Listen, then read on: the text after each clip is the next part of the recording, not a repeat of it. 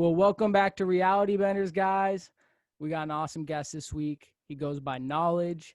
He's an awesome DJ. He's gotten a chance to open up for some huge artists, Mariah Carey, Ariana Grande, Backstreet Boys. This guy's absolutely killing it. If you want to introduce people, tell them a little about yourself. So I've been DJing for a minute, man. I started in a small town in Canada, smallest club, I went on to DJ on cruise ships, to moving to Vegas.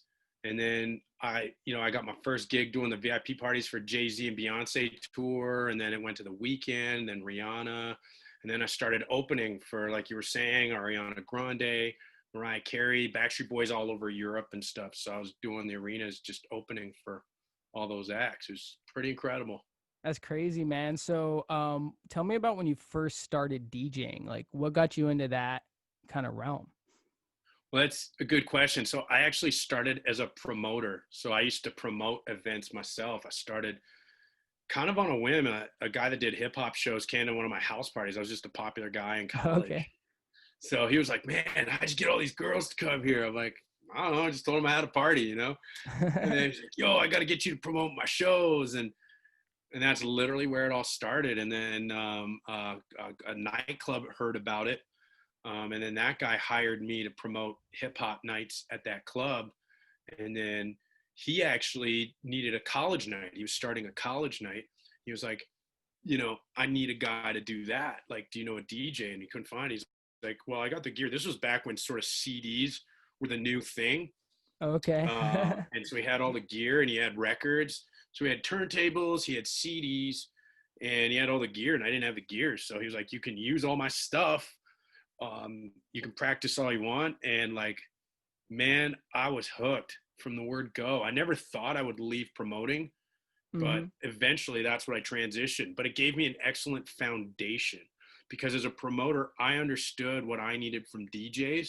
So to this day, 20 years later, it's helped me understand the other side of the equation, and that's what I would tell any artist, any DJ, anybody in music, understand all the sides of the equation.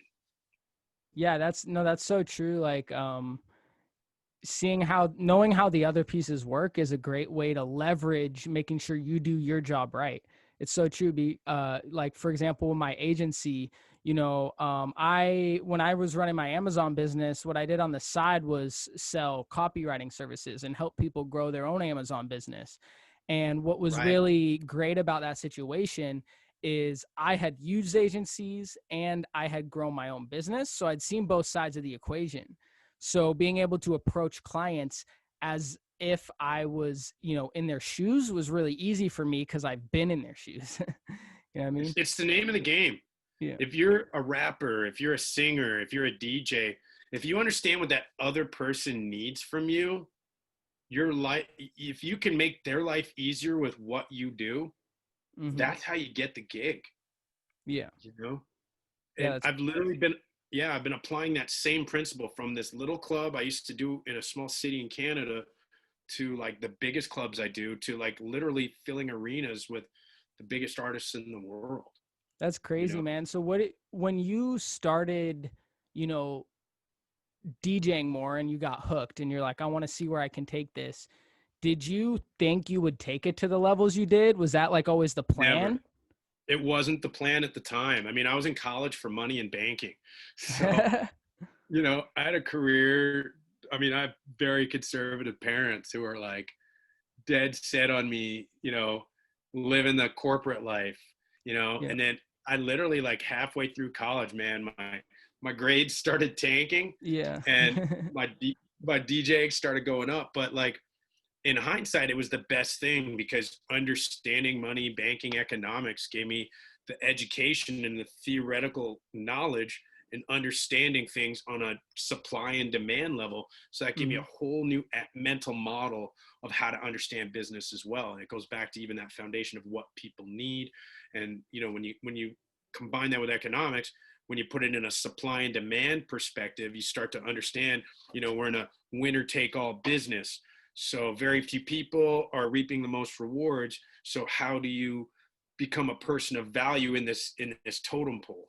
Yeah. And It's so true. Like for me, I found my lane in providing that value has been Facebook ads, right? Like, I've been able to figure out how to grow my audience using them, and I'm helping other artists and using that skill set as a way to get leverage, right? Like, some advice I wish I could have gotten when I first started was, it's like, if you're really trying to make it in any industry, find a skill set that everyone needs, that you have the ability to learn, and invest in learning that skill set. And then you can leverage that skill set in a million ways, right? Not just money, but you can leverage it to get connections. Like being able to offer Facebook advertising as a skill, like I'm using it to get indoors by offering it for free to people that would never talk to me if I didn't have that leverage. Because at the end of the day, if someone's gonna fuck with you and vibe with you, like it has to be worth it to them. And anyone that's Exactly. successful isn't That's just the going to go out of reality their of it. way to help you.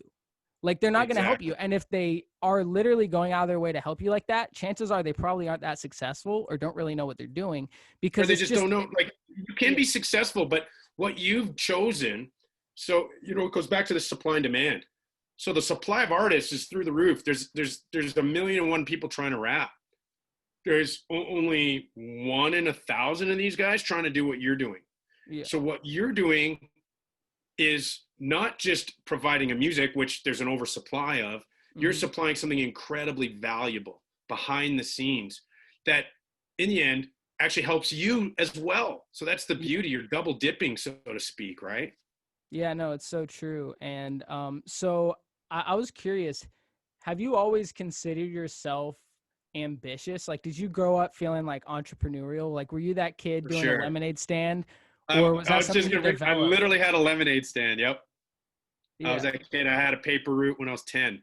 You know, yeah. waking up at 5 in the morning, -40 out. I lived in cold ass Canada, man. It was rough some days. It's curious because I wonder how much of it is like something you're just born this way, and how much of it is something you develop. It's a combination, man. Yeah, it's a curious thing.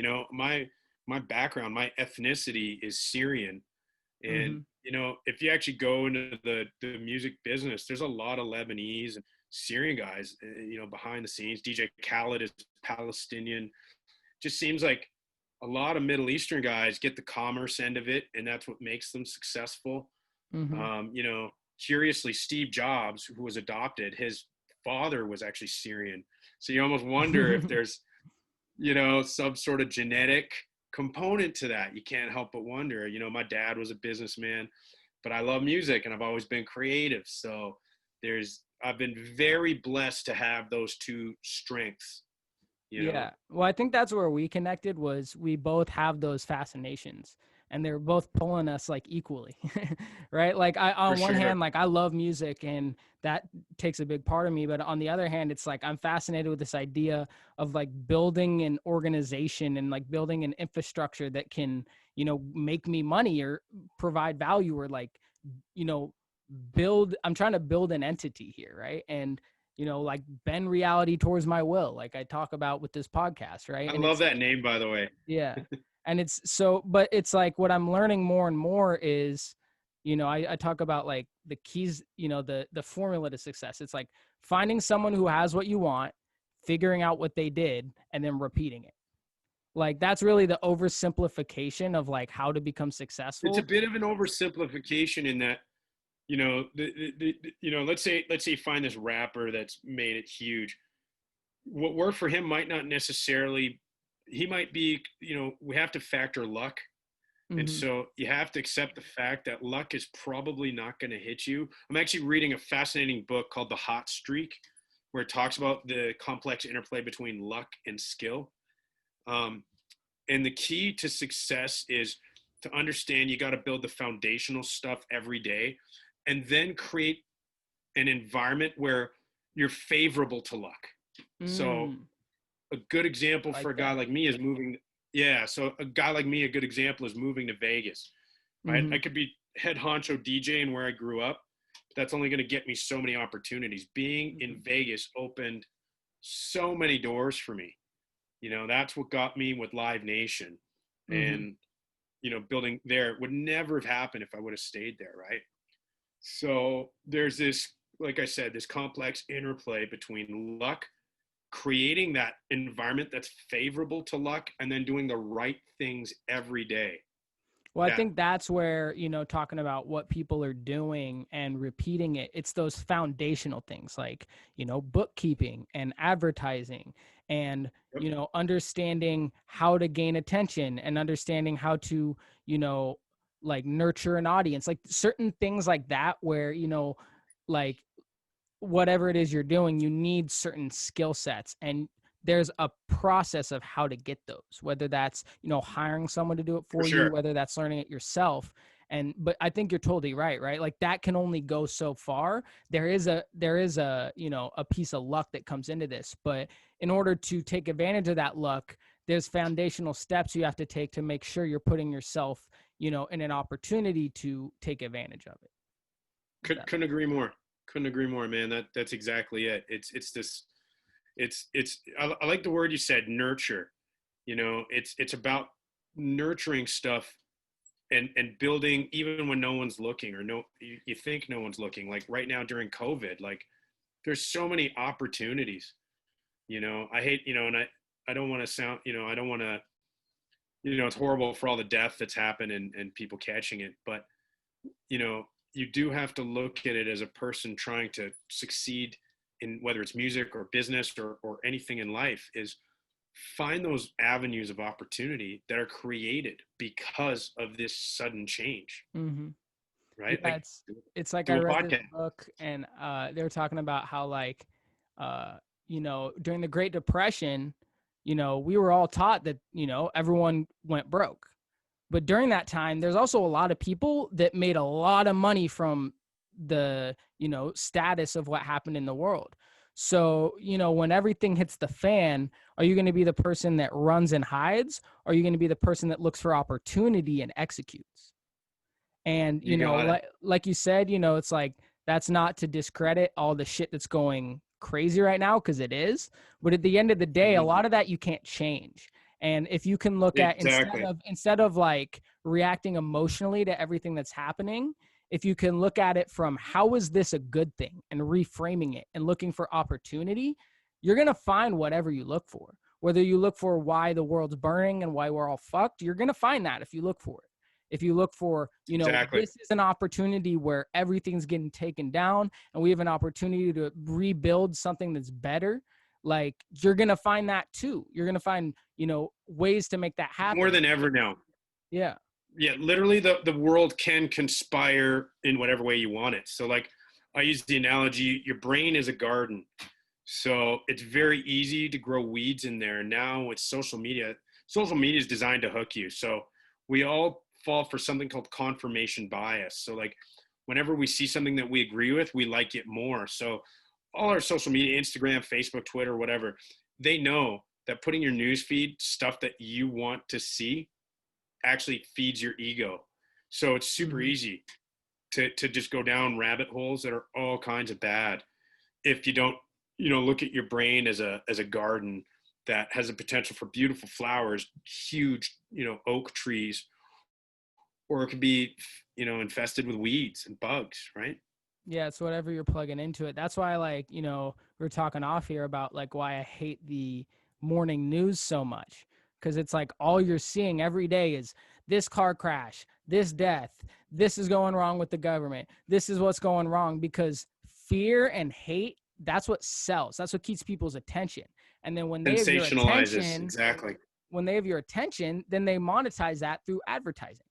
And so their whole business model is basically based off of scaring the shit out of you and making you think that all the world is negative. And like we were saying earlier, right? It's like if all you see is that every single morning, then you're going to start to believe that the world is a really horrible Those are the place. weeds. You know what I mean? Those are the weeds, and they're instilling fear, especially now. News is becoming polarized more than ever, right? Yeah. Each station represents its own version of Cognitive reality, bias. which Yeah. is crazy.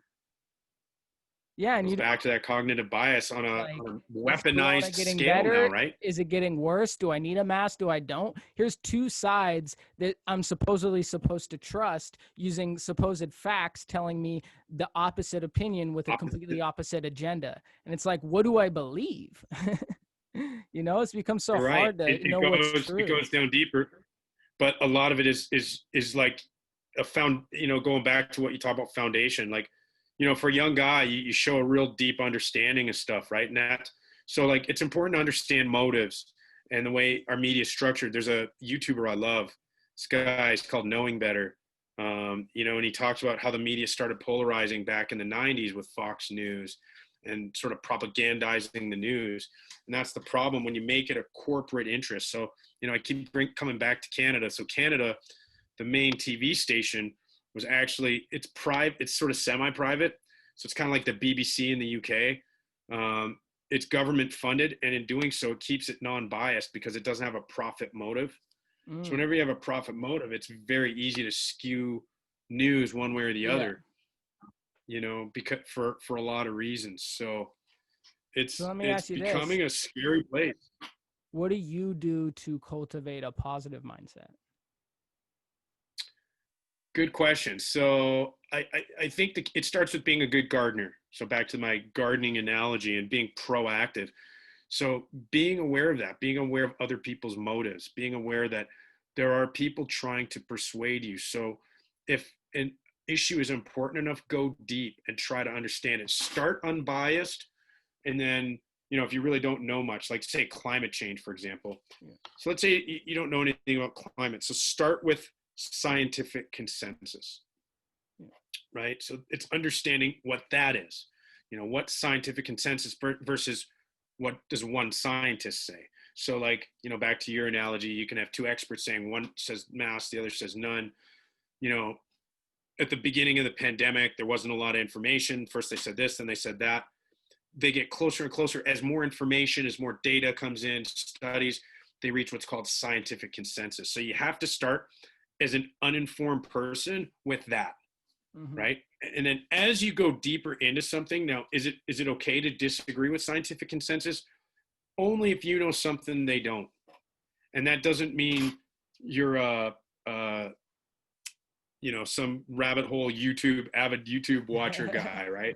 It's not from watching more YouTube videos. It's understanding science at a deeper level. So like, for instance, I kind of developed a following on my personal page because I predicted the pandemic would happen about a month before it did, and everybody thought I was crazy. Like I got messages from friends. Like a friend who's a nurse, a buddy of mine.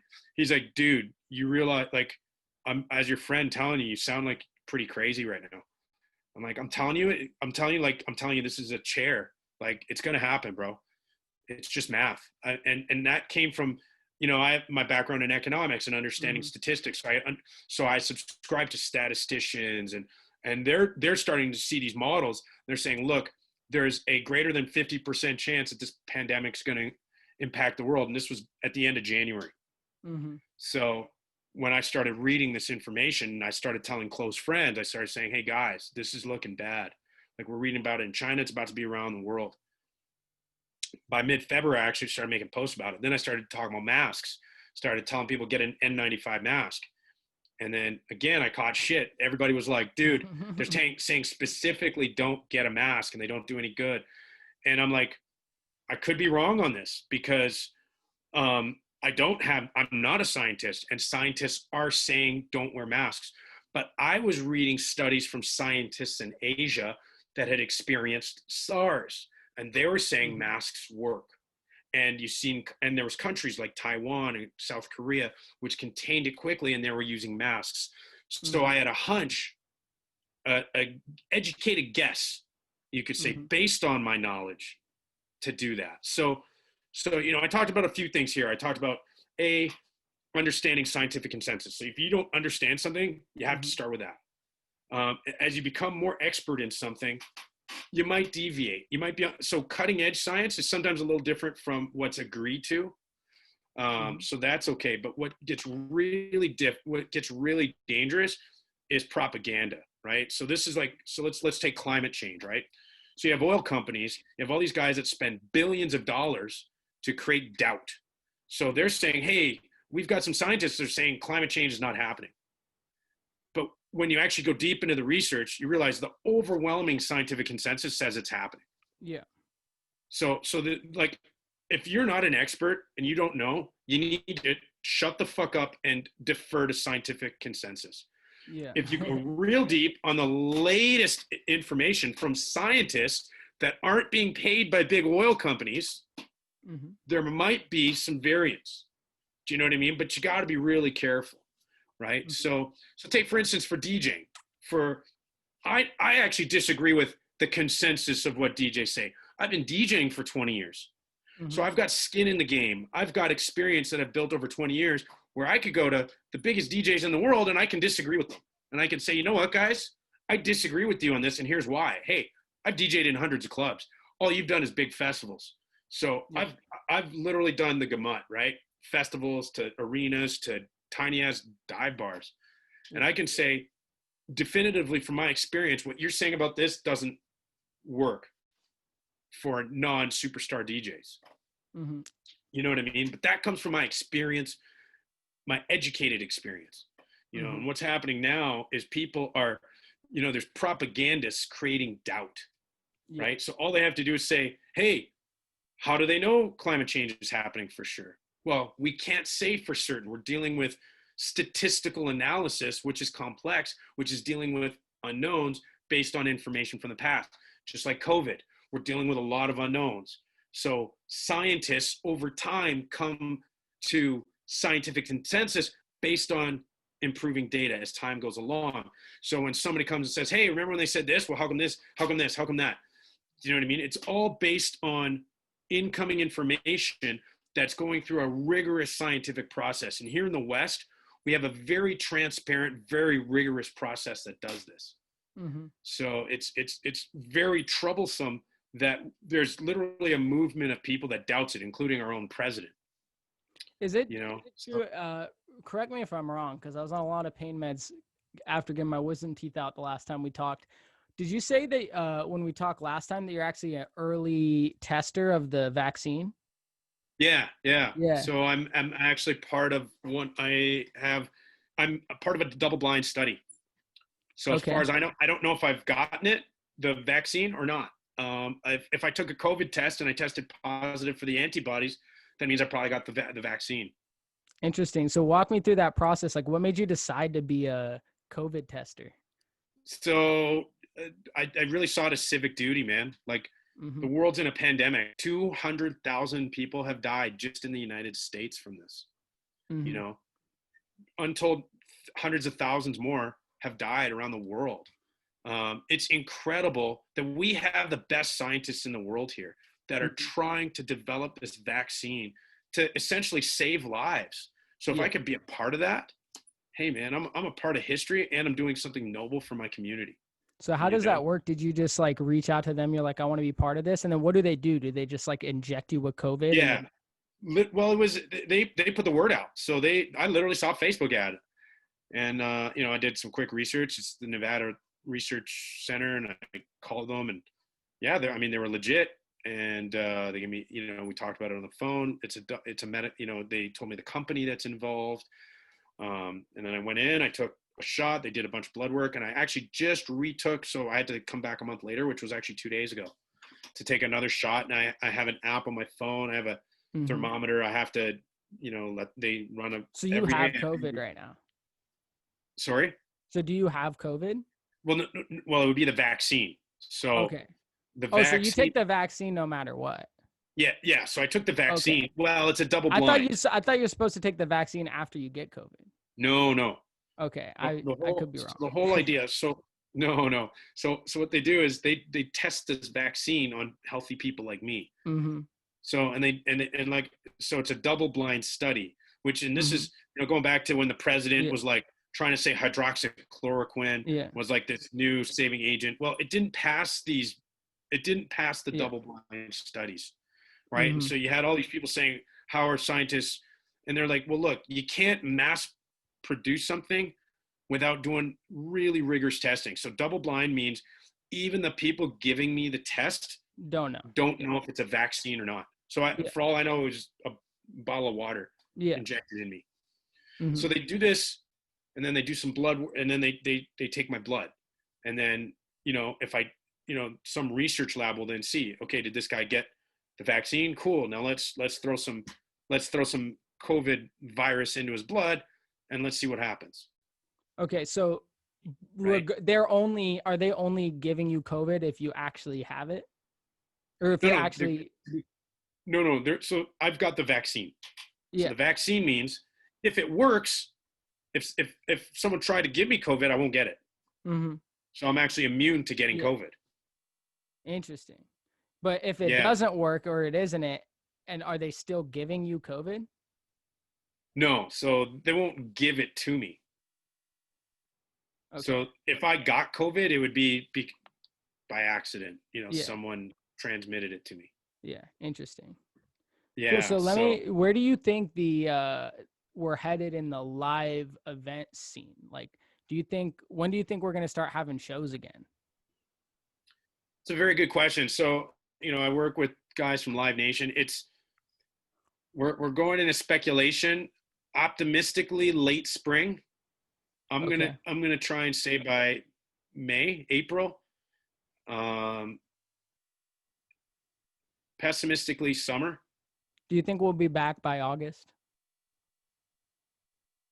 next year. Yeah. Yeah, Okay. yeah, I think so. And you like full on festivals, like packed with people? Oh yeah, they're gonna come back. I think they're gonna come back with a vengeance for sure. Yeah. So like, do you I think think that's I something think where it's like once the vaccines are here, everyone's just going to kind of be like, fuck it? Like how's Oh, for that go? sure, for Yeah. sure. Like all these people talking about not getting the vaccine. I mean, we all get vaccines as kids. Yeah. Um, it's like it's so absurd to me. It's like saying, I don't want to be healthy. Like Yeah. if someone, what I mean? Like 50 years ago, there's people trying to say smoking was actually good for you, Yeah. and seriously, and there were Yeah. scientists. Again, it has to do with propaganda. We're just in Hmm. such a topsy-turvy world, man, where information is so hard for the average person to understand, and Hmm. propaganda plays such a role that there's Yeah. actually people that believe that they would put out a vaccine that wouldn't be ready to produce. You know, it's actually fascinating technology. The one they gave me, I went deep Hmm. in. It's really the doctor that gave it to me is such a cool guy. Like Yeah. he saw that I'm not a dumb guy, and I'm more he was like he saw that I was interested. He Hmm. actually gave me some, like I should show you the stack of papers that he gave me. I mean, this is it here. Um, where is it? This stuff here. So this was my consent and stuff. Hmm. But then he showed me all the really deep information on exactly what the technology of the vaccine is. It's pretty incredible stuff, man. It's fascinating, and it's going to gear us up for preparation for the next pandemic. The world is getting scarier, right? The world is getting more complex. And what has shown through this pandemic is that people are susceptible to the easiest things to dupe them and scare them, man. It's pretty weird to me. So do you have an optimistic view of the future or a pessimistic view of the future? That is a very good question. I'm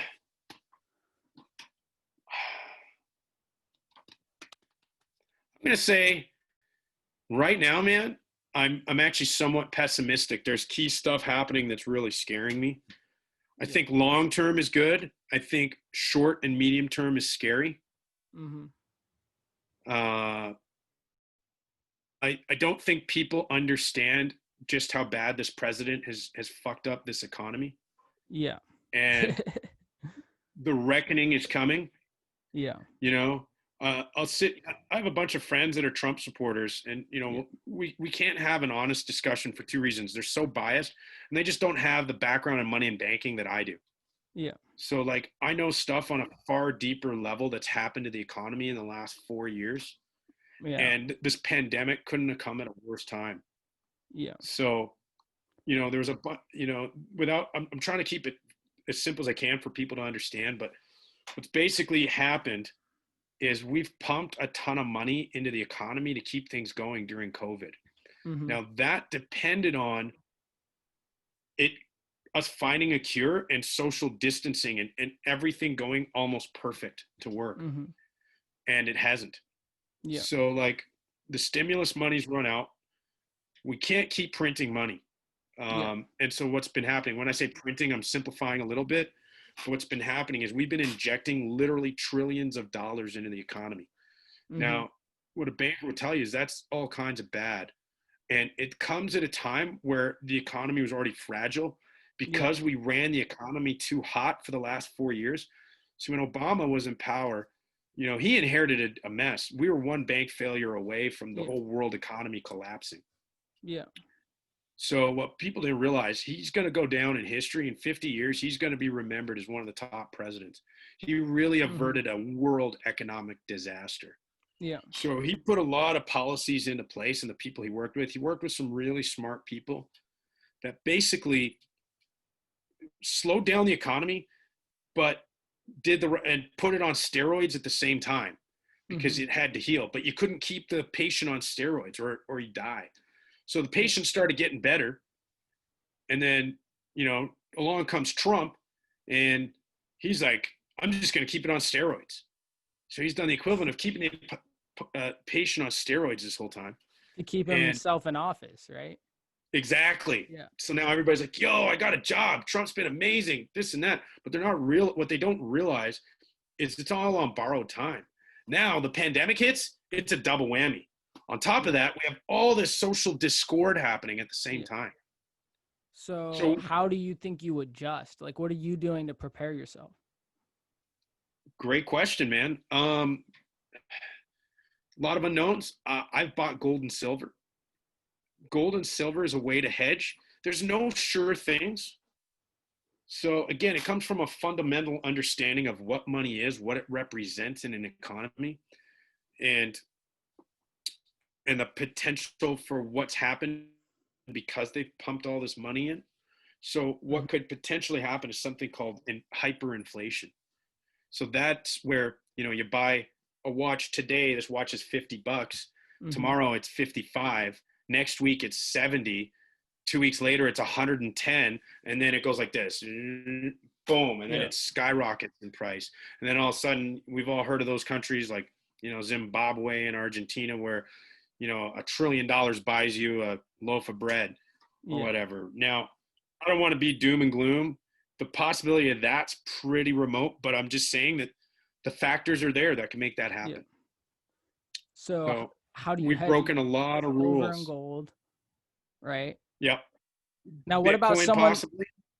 what about someone that's just like, all right, I hear you. I can understand where you're coming from. I don't know shit about economics or how to manage money. Where do I start? Like, how do you get into Honestly, start what? with food. So start with food. Go spend $200 on food from Walmart that you don't need to that doesn't go bad. Like canned. I'm a Mhm. vegan, so I literally bought hundreds of dollars in just beans, healthy. Beans. Yeah. Beans are incredibly healthy. We could talk about diet later, but yeah, like I mean, and frozen vegetables. So like my Mhm. freezer is to the brim stuffed with everything I need. Yeah. So shit really hits the fan. I got food for the next 3 months. Yeah. You know what I mean? So But I that's mean number more like one. financially, right? Like, obviously, like for someone like me, for example, I'm using what has pretty much been one of the main strategies to grow wealth, which is, max out your IRA, save up money, invest in real estate. And while, I have a lot of, history saying that that's a really smart strategy, it's hard to not feel like a little, weird about it just with everything that's going on right now. So I'm trying to figure out, it's So like, all right, should I take this money and put it in gold? Like, what do I really need to be doing here? again, man, very, very good questions. So yeah, going deeper into this. So you are like everybody. So there's literally an oversupply of capital in the world, and that's part of the problem. So like there used to be a time of economic growth and population growth. So like, for instance, you said real estate, it always goes up in price, right? Yeah. Well, the problem is the world population is shrinking. So it went up in price because the population increased, and it's hard to build. It's hard for houses to keep up with population growth. Mm-hmm. So if you have a population of 1,000 and that turns into 1,200 people, and you've only got 20 more houses you can build next year, well, the price of all of them are going to skyrocket now, right? Because Mm-hmm. it's called price inelasticity. Um, because they're hard to build right away, it's going to Mm-hmm. massively increase the price because there's not a lot. The people that own houses have a lot of bargaining power and they know Mm-hmm. that. With capital now in general, there's too much of it. So that's why things are getting overvalued in the stock market. So my big belief, I mean, for me, I'm a live simple kind of guy. Mm-hmm. I'm kind of lucky in that my parents own a lot of property. Mm-hmm. I know that. So I live pretty nimbly. I mean, Yeah. I just rent here. I'm in Vegas Yeah. and I have a pretty incredible rate. So, um, banking for the future, is the stock market a safe bet? I think so. Is real estate a safe bet? I think so. Are the IRAs? I think so. Um, but it's hard to say for sure, man, because like I Mm-hmm. said, you have this massive oversupply in capital, and it's actually what's kind of creating these problems. Now, is there's so many people that are just, what do I do with my money now? And there's literally no places to put it, so they just put it somewhere. So we're Yeah. literally, you know, back in my college days, we would theorize about the unthinkable, which was negative interest rates. So that's Mm-hmm. literally, you have to pay a bank to keep your money now. And this is actually happening now in practice because of exactly this problem. There's just so much capital accumulating. Mm-hmm. So, this is going too deep, but I feel like there needs to be a new way of allocating capital. Do you think that's Um, crypto? I'm not a big fan. I love the technology behind crypto. I'm not a fan of Bitcoin or any other crypto for a few reasons. It's more precarious than fiat. So it's like with nothing backing a currency, it might work. It might work now. It might be a good time to get some Bitcoin. It's hard to say. Mm-hmm. There's Ethereum, which is like smart, um, sort of a smart Bitcoin or sort of a smart cryptocurrency. Um, there's the technology behind it all. That's what I'm a fan of. This whole double Yeah. ledger system is really good for a lot of reasons, and this is where I believe economies can fundamentally shift. Mm-hmm. Well, I feel like Uh, that's where we're kind of forced ahead. Like it seems inevitable we're going to go to a decentralized system because it just makes more sense. It's more efficient, more secure, but but it's just knowing which horse to back, and that's the part that gets tricky, and that I'm honestly not educated enough on to have a real solid opinion. But it's just interesting because it's you know trying to figure out where this is all headed.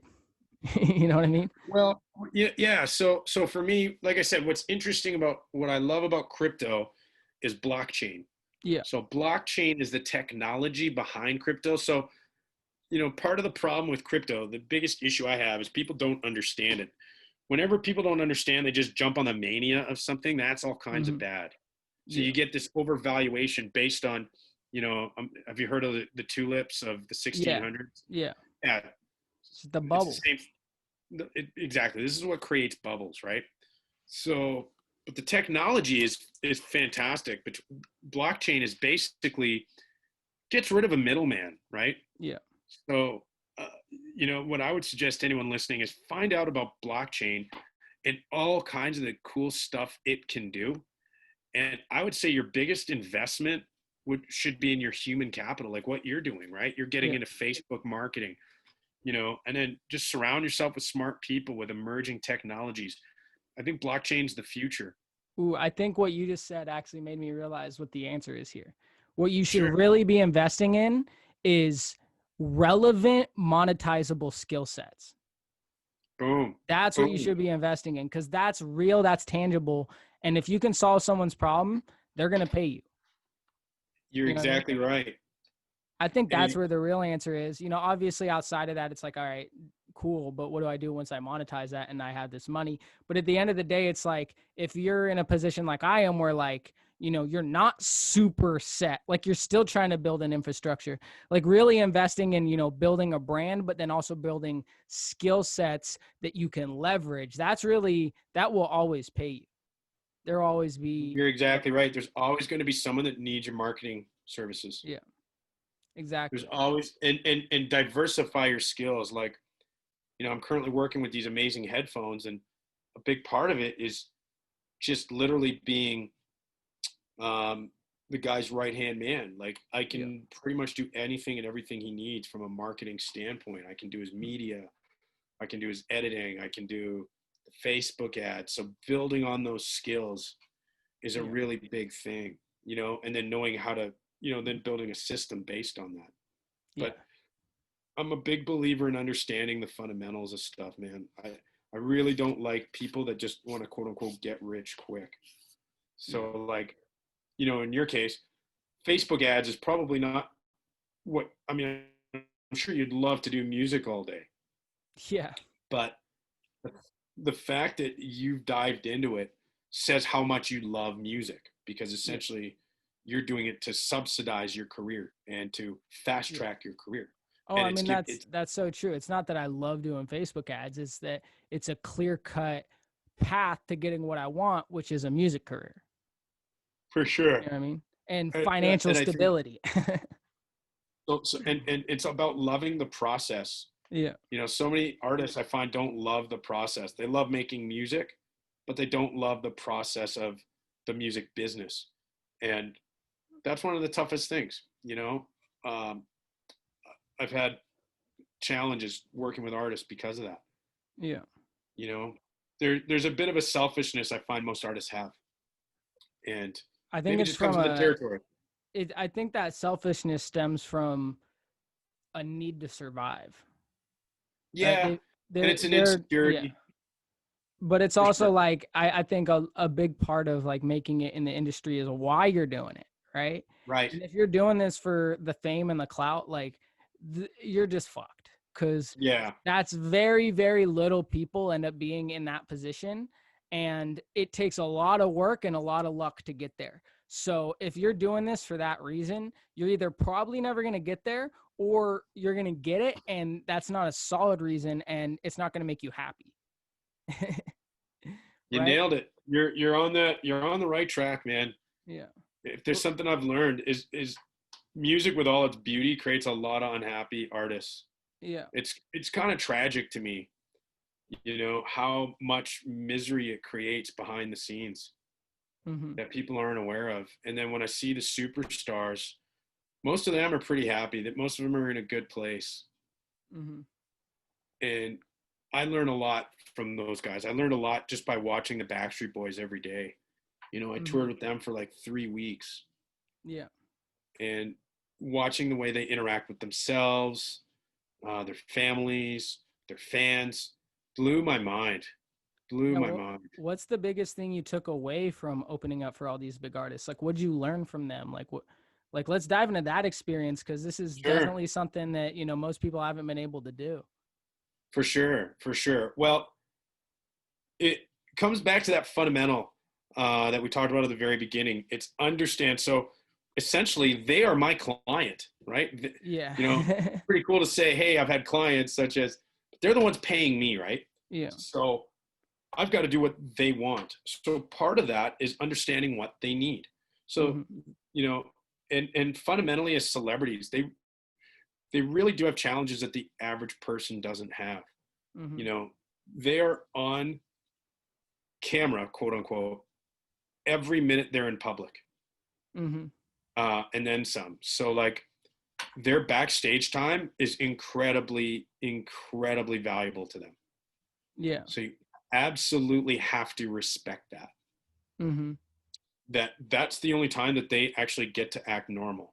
So Yeah. the first thing you can't do is be starry-eyed, Yeah. starstruck, right?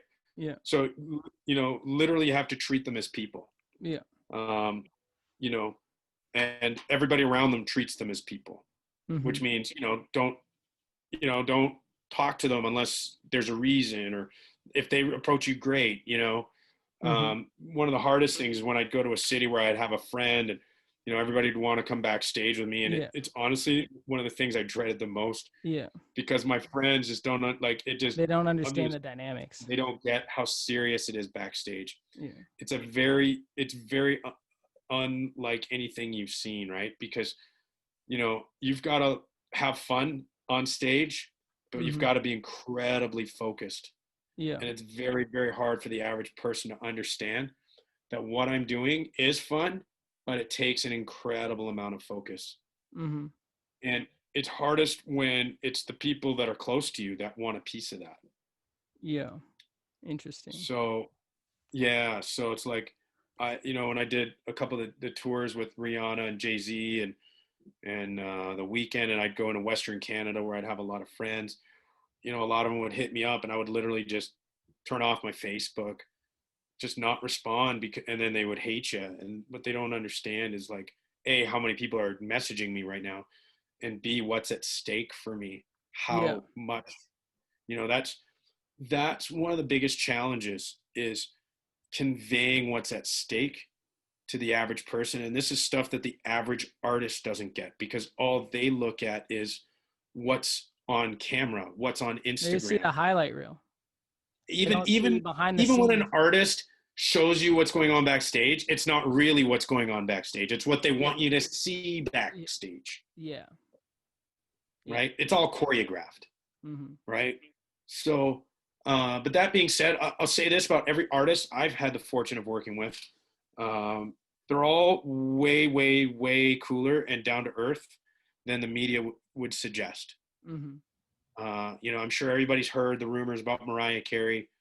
I have nothing but amazing, her and her people around her. And then when you understand what she went through, you're Yeah. way more sympathetic. Way, Yeah. way, way. I know it's hard. People say, like, how can you feel sorry for a celebrity? Well, when you understand that, Mariah Carey married the head guy of Sony, who then, when they divorced, tried to screw her in every way possible, made her life hell. Well, you understand why she had a thing against J-Lo, because J-Lo was literally the artist that was hired to, like, try to end Mariah's career. you Interesting. know so, like, Yeah. yeah, understanding the motives on a deeper level of rappers, of musicians, of stuff, makes you respect and appreciate them way, way, way more. Way more. What do you think is the difference between those that are at that level and the ones that aren't, that allowed them to get there? They're I'm going to say, usually they approach life much more intelligently. I don't want to say they're more intelligent necessarily, but they have more intelligent mental models.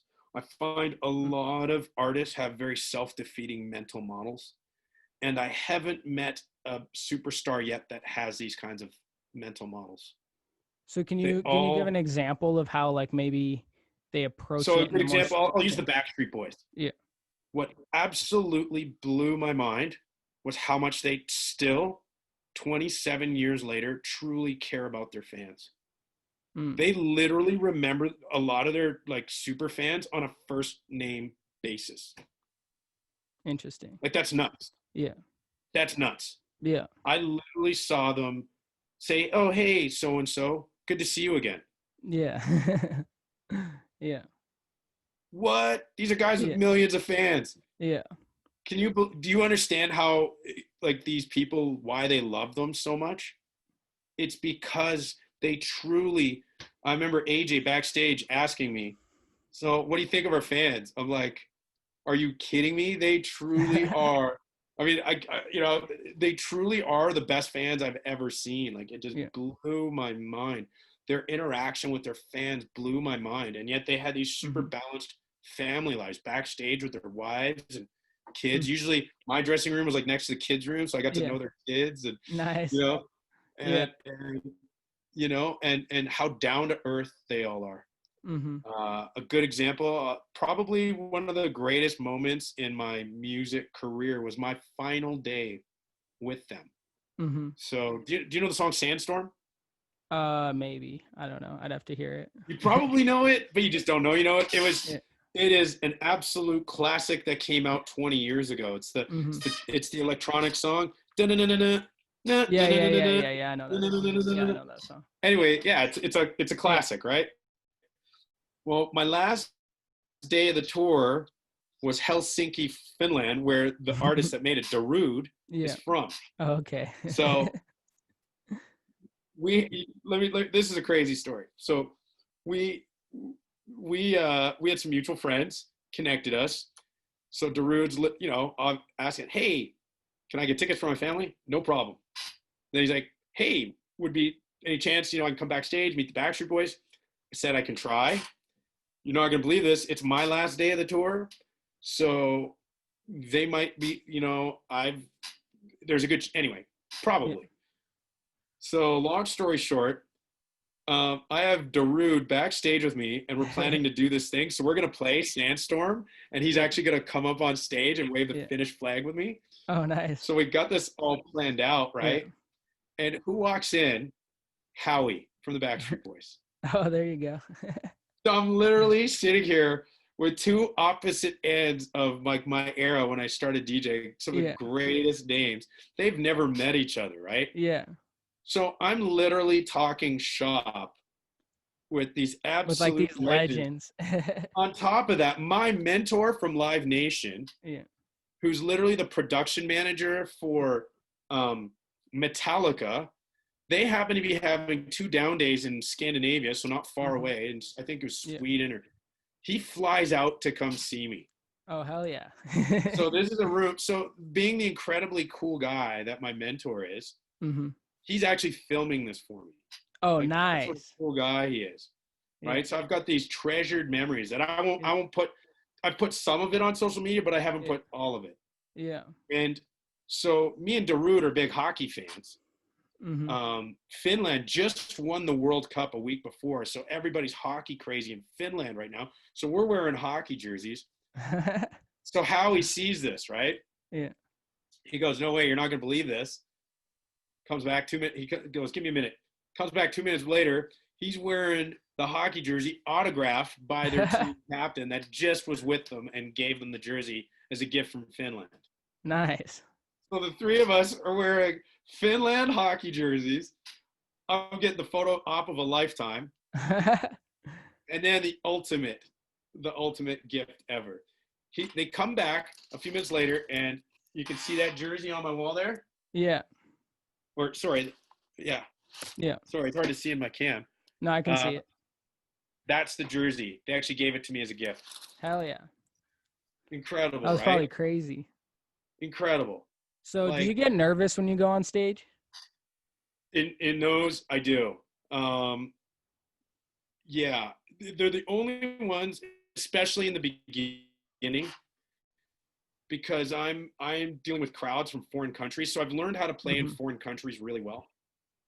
It's part of what I call the best DJs in the world. To me, have what I call a relationship with the crowd. So there's some DJs that play everything the crowd wants to hear. There's some DJs that play everything they think the crowd should hear. Mm-hmm. I do a little bit of both. I'm all about give them a little bit of what they want, give them a little bit of me. Let's vibe together. Yeah.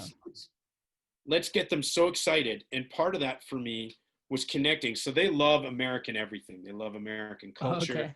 And I fit the stereotype, of a guy from New York.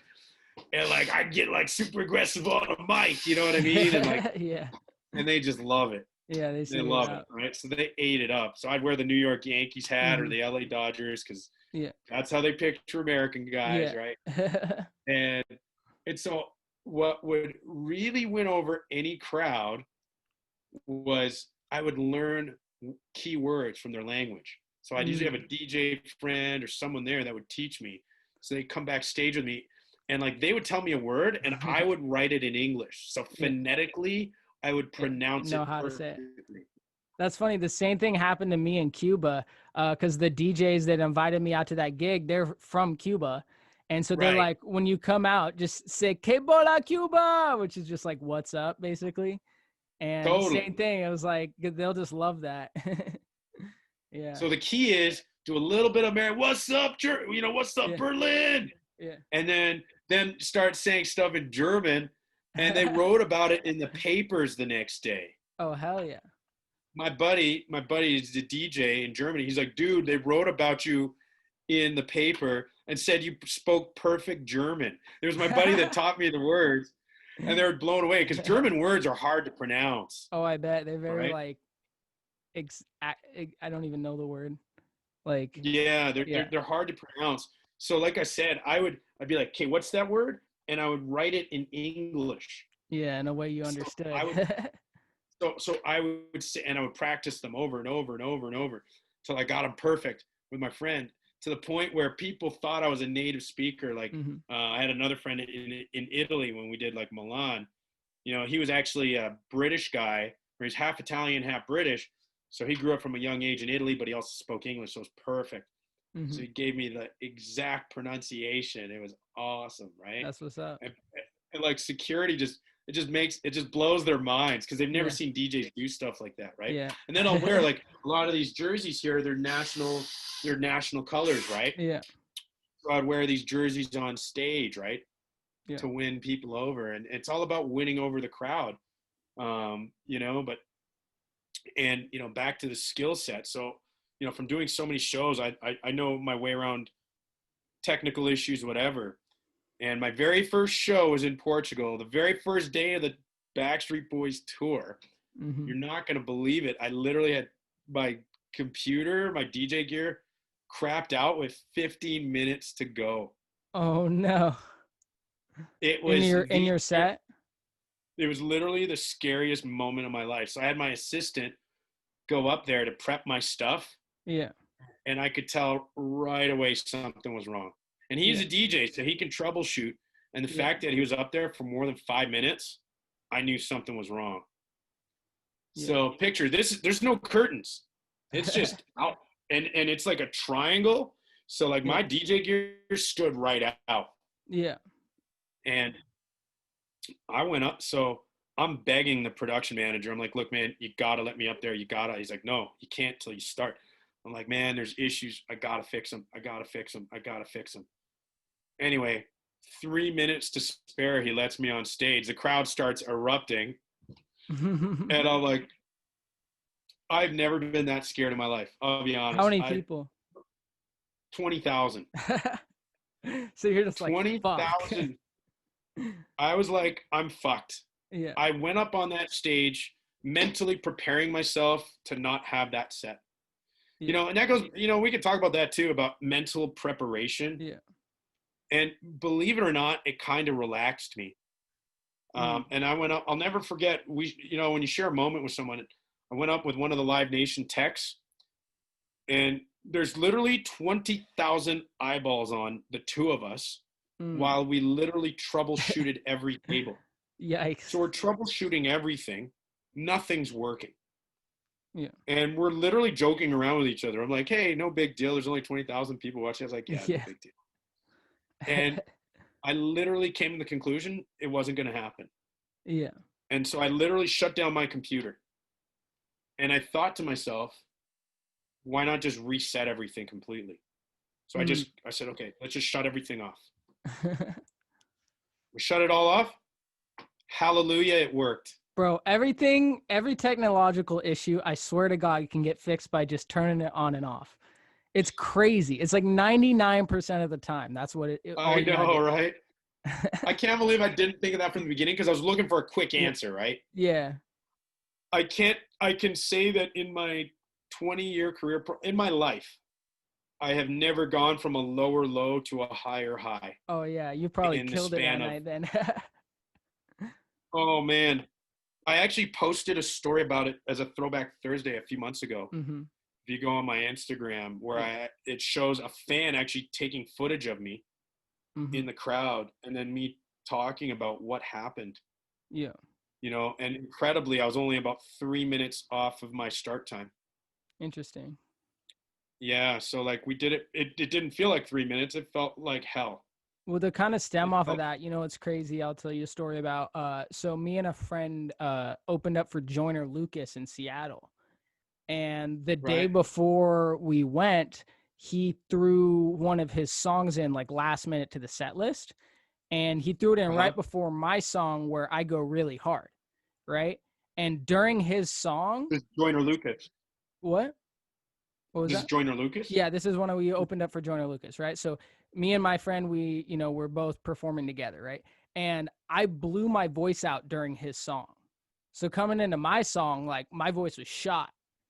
And I did pretty much as shitty as I'm gonna do in a performance, like Oh my God. in like the biggest opportunity I've ever had.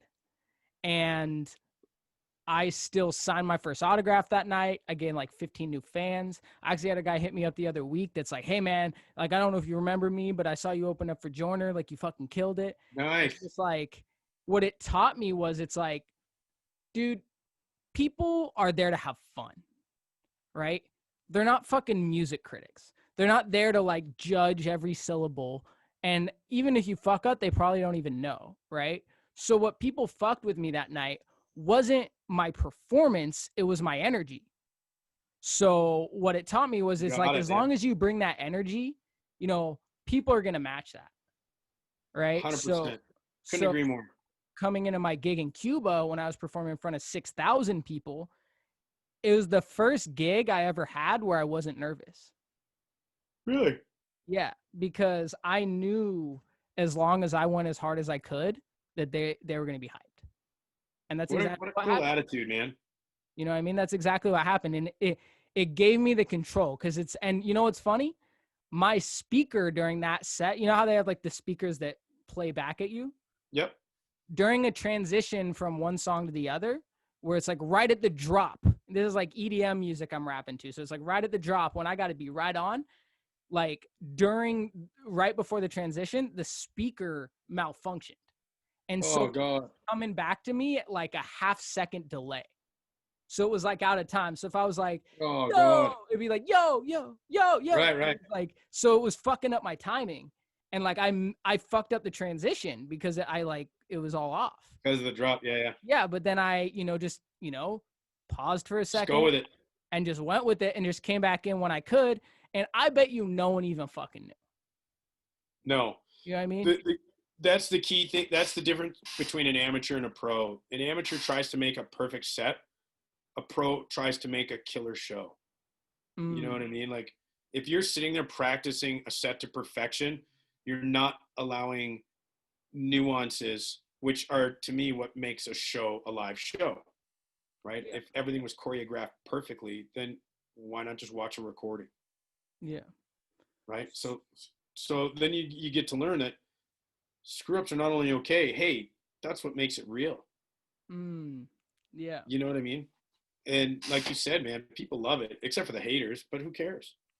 Yeah, but and at the end of the day, they're just projecting their own insecurities on you. They're Totally, not actually hating. They just wish they were you. And they're looking totally, for a reason why, they can shit on you to, as a defense mechanism for their own insecurities. totally. I mean, that goes back to what I was saying. I mean, the sad reality of the music industry is there is a high degree of hater negativity, and it really stems from these insecurities, and they come from this incredible sense of failure a lot of artists feel because they didn't quote unquote make it. And if my advice to any artist is take nothing personal. Understand that you're one voice out of millions, man, trying to Mm-hmm. make it, and you're in a winner take all game. Yeah. And winner take all games are very, very, very unfair. The Yeah. greatest talents don't win. Mm-mm. They've I'd done say talent's like 10% of the equation. um I mean, to an well, extent, you know what I mean? yeah, I don't know if it's that low. But yeah, you might be right because of technology now. You know why I say it's 10%? Because the Yeah, I barrier to mean, listen entry is to so low and there's such a right, high supply that it's like, all right, right, cool. Yeah, you're talented and that definitely plays a factor, but I could show you 100 other people that are just as good. right. I'm learning that with my marketing too. Like, I'm marketing for 10 different artists right now.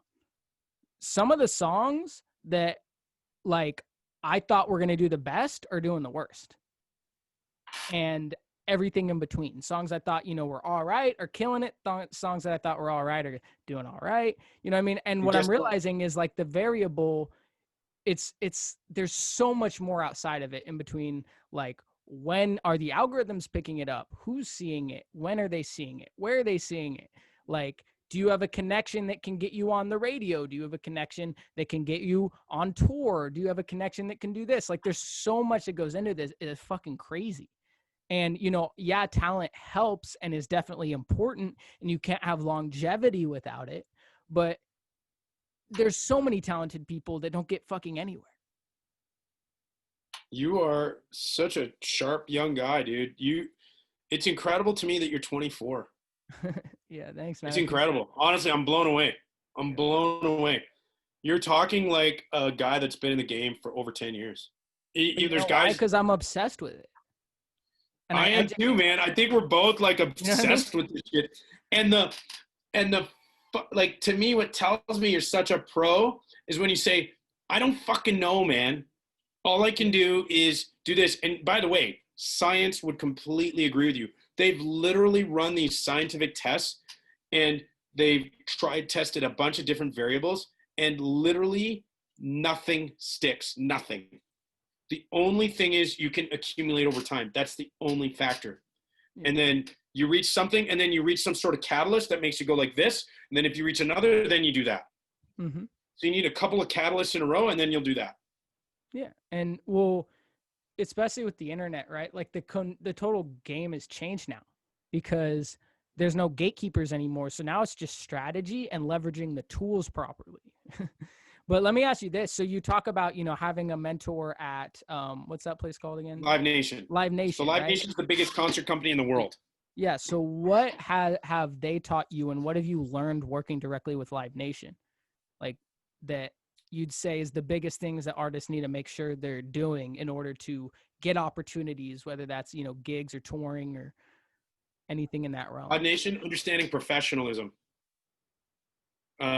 Do whatever you want on stage. Act like, you like to get high, or you like to, whatever it is, your culture of music wants. Mm-hmm. But backstage, be a pro. Backstage, be a pro. And what does that look like? If you're trying to make it, I'll never forget one of my first shows with Live Nation where they had a bunch of bands, and I was like the DJ in between. Mm-hmm. And Live Nation is obsessed with time. So the stage manager, she was like, all right, everybody, I want you to set your clocks 15 minutes forward. Mm-hmm. From whatever your set time is supposed to be, I want you here an absolute minimum of 15 minutes before. If you're not here 15 minutes before, you're not going on. I was like, wow, she ain't messing around. Yeah. You know what I mean? Be a professional, be a professional, be a professional. It's going to take you a million miles. They'll like even more if you're like, trying to portray yourself a certain way on stage, and then you're entirely not that behind. And I guarantee you, your favorite rapper is like that. Mm-hmm. So that's another one of these things that's totally, I can dispel myths. Your favorite artist is not like you think they are. And by that, I'm speaking to young people right now. Yeah. I guarantee you the guy you think is smoking joints and being whatever is not like that backstage. Maybe if once they've made it big, but they weren't coming up. They're professionals. Especially younger guys are better at being professional now than we were from our generation. Interesting. Like we had a generation of a lot, like, I don't even know, like back in the day, Wu-Tang Clan, like literally they were at a point where literally nobody would go. Like if you said Wu-Tang was coming, you would never sell a ticket because they would never show up for shows. Like, bro, I hate that shit. They were notoriously, they were notoriously unreliable. Yeah, that's crazy. Yeah. Yeah, young people now are much better for that. Much better. Yeah. Well, cool, but man. I would say in the hip hop game, be a professional, because there's quite a bit of unprofessionalism, and if you can be professional, Mm-hmm. If you can be professional to a promoter, he's gonna respect you, man. Yeah. He's gonna respect you, even if you're not a big draw, even if you're not a lot of stuff. He's gonna respect you. And do you think that that's the initial foot in the door, is contacting promoters? Of course, yeah, Yeah. for sure. Because that's what And got me and my and always gig. start with the what's in it for them. Yeah. So like for you as a Facebook Yeah. ads guy, you've got a huge foot in the door. You go, Mm-hmm. hey man, you gotta say like, okay, let's say you're from Portland, right? Yeah. So let's say you can draw a decent amount in Portland. Let's say you got a show in Seattle, for example. Yeah. They're bringing a guy like you, where I think would have a real advantage, is these rappers who aren't yet big enough to sell a place out, but Mm-hmm. they're decent. So the promoter's going to need help. Yeah. They need a So you drawing go, act that hey, can pull in like 40%. well, not just so as a drawing act, even if you can't pull 40, because Yeah. that's probably not realistic, Or like you're going to help 20. him draw, well, even Yeah. 5%. Yeah. Let's Yeah. say you personally draw 20 people, okay? Yeah. For a show. Let's say he brings in rapper X. He's got a Yeah. place that holds 1,000, and Yeah. he's reasonably sure he can pull in 700. So Mm-hmm. that's another 300. That's probably his profit, right? So Yeah, if you because say to that's him, where he hey, makes his money, is that last right, like couple hundred right. So after you he's make a covered all deal his with him. expenses. Yeah. So a guy like you, exactly. So a guy like you says, hey, look, for you pay me, I'm going to help you get that 300 people. That's Mm-hmm. going to be your profit.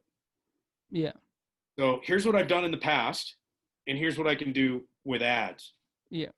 So I'm really confident I can get you at least an extra 200 people at $30 a ticket. That's 6 G's. So Yeah. I'm only asking for like $700 and an Yeah. opening slot. Yeah. And like a real What a opening deal. slot. Not like this. Yeah. So I Here's your want to 10 really, minutes with 7 other artists. totally. Yeah. So you go, exactly. So you just bought yourself huge leverage, right? Yeah. Because you're bringing them an extra $6,000, Yeah. right? And you're only asking for a few $100s. Mm-hmm. That's not a lot. Or even using that same strategy of being able to pull But you in even like, say to him, yeah. yeah, you even say to him, look, I'm going to put my money where my mouth is. Yeah. I'm so confident in my ads that you only need to pay me based on these numbers. Yeah. So you're confident you can get 700, cool. So you're going to pay me 20% after 700 tickets. Yeah. That's crazy. You know what I mean? Yeah. And so, 300 tickets at, whatever it is, $30 a Now, pop, where do whatever you it is. find promoters? That's been my struggle, is I don't know where to contact them. Well, I Where mean, to for find you, them. it's probably even festivals, right? So you Yeah. want to start in these festivals. So if they're a festival that already gets 30,000 people, Yeah. you may or may not have value to them. Maybe Yeah. you do. So it starts with a conversation. It starts with just curious as to who does your ad marketing. Yeah. So you reach out to the festival and they go, oh, well, we have a company that does this. Mm-hmm. Oh, okay. Well, do they do Facebook ad marketing or do Yeah. they just do organic? Or Yeah. most of them probably already have somebody, but not everybody. Yeah. Some people might be switching. Go, well, hey, Or I'm willing to do them for free. You know what I mean? so never use the word free. So Yeah. free is bad. Because it And the reason why devalues it. free is bad, they don't value you. They don't take nobody serious works for Yeah. free. Mm-hmm. You can work for a percentage, Yeah. right? So the minute you say free, you sound like a rookie. You Interesting. know? Yeah, like anybody that thinks they're going to get my services for free, no chance. Mm-hmm. I turned down some of the biggest acts. I think I told you. I won't say it publicly, but I've turned down huge acts because they basically were like, "Yeah, you should tour with us for free," Yeah. and I turned it down because you're in a very dangerous position when you put yourself free. Now you're expendable to them. Yeah. So See, because I always you've got thought to. it from another perspective, which is if I'm providing real value for free, now I have leverage because they, or I can transition this into an opportunity that I wouldn't have been given beforehand because they didn't want to give me the time of day. Well, my answer to that is they're going to treat you like a rookie. Yeah.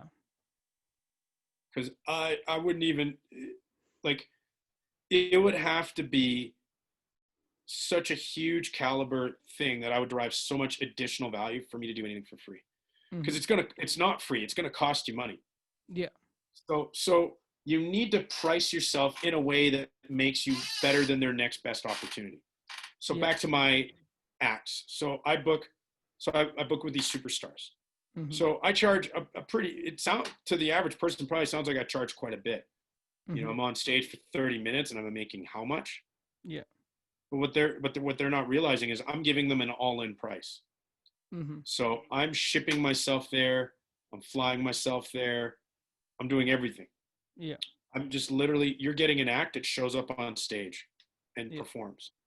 Yeah. So artists love that because Yeah. They don't it have to takes do up anything. exactly. So it's a headache for Live Nation that they don't have to worry about. And I Yeah. have this, and it comes back to my professionalism. So Live Nation knows I'm a super professional guy. I literally show up 2 hours before sound check. Mm. Like I'm literally in the arena 2 hours before sound checks, 2 hours before I go on. And Yeah. I'm literally there 4 hours before. Mm-hmm. So my most diva thing I ever ask for is like a cot or a bed in my dressing room or a comfortable couch.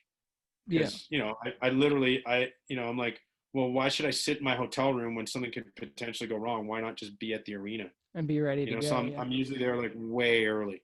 Every Mm-hmm. show I'm there way early. One time I was only an hour early and my stage manager kind of freaked out. He's like, hey man, he was Hey like, man, you gonna show up? yeah, like even though I was an hour early for sound check, he's so used to me coming so early, you know.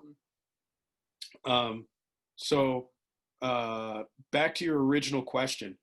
Um, it's you're asking good stuff. I would say to you the best way to approach it is this mental model of being ready to throw value in for your dollar. Mm-hmm. So as long as you do that, any professional is not going to discount you. Mm-hmm. If they're saying to you that the only way they'll take you for free, then they're not someone you want to do business with anyway. Yeah, I mean, for me, it's not like someone's hitting me up and saying, "Hey, can you do this for free?" It's like I'm getting my foot in the door because at least for me, like, initially for offering it for free, it's because I'm sharpening my skill set and getting my foot in the door with So someone that's been able to grow an artist in a way that I don't have that skill set or those connections I can leverage, but obviously so not so doing it that comes back to forever. supply and demand. Yeah. So if you're saying, hey, I want to rap, I want to open, the supply is so big, you have to Yeah. literally pay the guy to go on stage. Yeah. Doing Facebook ads Yeah. so if he hired a marketing company, Yeah. it's expensive. Yeah. It's a It's thousand to really three expensive. thousand dollars for that. So you're willing to work on a cut. So Yeah. that's telling them I'm putting my money where my mouth is. Yeah. I'm saying, bro, how many tickets you gonna sell for this? 700? Cool. Uh, so why don't we do a percentage after that? Mm-hmm. Yeah. If he's not willing to take that offer, then he's not a guy worth doing business with. Yeah. That's That's a just a good deal. no-brainer. Yeah. If I'm a promoter, I'm gonna jump on that. I'm gonna be like, hell yeah, come talk to me, bro. Yeah. That's smart. It's Well, because music to my ears. you were in that promoter world too, right? Yeah. So how would you book these Any places? venue, yeah. So like even now when I tour, so if I'm going to Memphis, Tennessee, and Mm-hmm. I've been referred from a friend, so a guy like me, so I'm a good Right. example of a guy that can fill maybe 20% of a room, Yeah. a foreign room. So by foreign, I Yeah. mean anywhere where like I'm not an established fan base. Yeah. So I tell the club, how do you do on a Friday? We're okay. We're about 30% full. How do you do on a Saturday? We're pretty good. We're at 70%. I said, so I would suggest to you, so this is how I talk to the club owner, I Mm-hmm. say, or the manager, I'd suggest to you to put me on the Saturday. And here's why. Mm-hmm. I can take that 70% and turn it into 100%. Mm-hmm. So those 70% that are going to go are going to love it. Plus are going to love it because it's an extra special night. Then you've got an additional 30% coming. Mm-hmm. That's going to more than pay for me. Yeah. So now and I'm willing to do it so I'm willing to go for a base fee. So I got to charge a base fee. Mhm. right? Plus a percentage. So I'm willing to put my money where my mouth is. And very few managers refuse that. That's a killer deal for them, Nice. right? So like I'll make my money by booking my own flights, my own hotels. Some I usually get But the how club do to you book the get hotel because people they. in there? So I use Facebook ads. Oh, cool. So I take Yeah. footage. So I take footage from my Ariana Grande, my Backstreet Boys, my Mariah tours. I got this killer promo video Mhm. that I flood that market. Hey, Memphis, I toured with superstar XYZ, but I'm going to be at Club B Mhm. Friday, August 10th. You Yeah. I'm giving away 10 spots to my VIP. DM me to find out how. Then they DM me, oh, I want a spot in your VIP. Okay, cool. Well, I need you to put out 10 stories. I need you to spread this, this, and this. Oh, can my friends come to the VIP? Yeah, if they do this. And it's always Yeah. girls. So now I Yeah. just filled up my VIP section. So I got a bottle going to all these girls. So now they triple love me, and all they had to do was share it all over social media Mhm. for me. And then you're showing it And to I've just people that are just looking for some shit to do that weekend. exactly, Yeah. exactly. So hey, here's this DJ from Vegas. I've never heard of him, but hey, it's better than hearing a regular guy every Saturday. Yeah. And then they come and then they go, wow, this guy's amazing. Yeah. So then I did a song with Fat Man Scoop a few years ago, Bottle Poppers. So that song I maybe got 1,000 streams, but I Mhm. made over 30 grand. I charged $1,000 a show for that. That's When crazy. I did it, we did this big bottle. I sold it as this is like having New Year's at your club. Mm. Yeah. We'd have, and again, it was like doing this contest. So I'd find these hot girls on Instagram or whatever. I'm like, all right, do you want to be the bottle Mhm. girl? No way, cool. They'd love that, right? So then I'm like, all right. So when I do it, they'd go on stage and they'd pop the bottle of champagne to the song, and I'd have 4 girls doing that, and it's like New Mhm. Year's, right? Yeah. Blowing up my song Yeah. at the same time. So it That's was like, crazy. yeah. So it's all about finding these windows of opportunity and creating value with it that Mm. others can't. And when you do that, charge for it. Mm. Yeah, well, it's Don't. so interesting because, as you get in the music industry, you realize how much of it is smoke and mirrors, and artists you think are killing it are actually broke as fuck, right? And it's because if you're just relying on streaming, you're getting a tenth of a penny, you're getting a fifth of a penny, like you're Yeah, not making exactly. shit. Whereas, like, if you can find ways to properly monetize it, you don't need a crazy audience, and you could be bringing in No, six you just figures. need Facebook ads. Do you want to know how much I'd spend on a campaign for an average city? $25. That's crazy. 25 bucks, hyper targeted with video views. And like the key is to give it an incentive to share, right? That's the key. Mm. That kicks in the Facebook algorithms. Now all of a sudden your relevancy scores. Do they still do relevancy scores? Yeah. Yeah. So like your relevancy score skyrockets. You know what I mean? Yeah. Cool, So man. That's crazy. Well, I think we should wrap it up because I feel bad for my editor. He's gonna have a lot to edit here. got a lot. How long have we been But on for? I Damn, don't dude, we have 90 minutes. probably something like that. Um, yeah, man, we killed it though. That was super interesting. I think we went into a lot of shit there. We did, Well, man. thanks so Really much for cool coming on. Is there conversation. anything you want to plug before we cut this shit off? I don't know. Add me on the IG. I'm sure you're gonna tag me and all that. Yeah. I got a new song. I was gonna talk a little bit how I learned to rap, right? Doing my latest song where I'm gonna be rapping, which surprised a lot of people. Oh, hell And yeah. I had a writer help me write it.